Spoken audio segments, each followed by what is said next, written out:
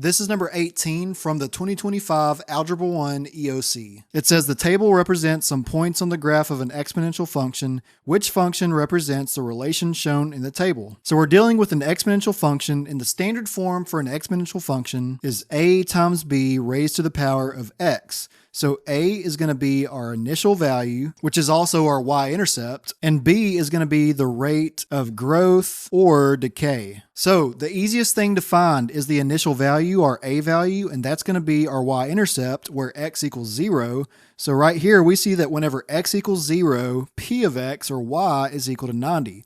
So our a value is going to be 90, which means that we can eliminate a and letter D. Now the only difference between letter B and letter C is that the b value for B is 3 and the b value for C is 1/3. So 3 means that we're going to grow. Letter C has 1/3, which is less than 1, so that means we are going to decay or get smaller.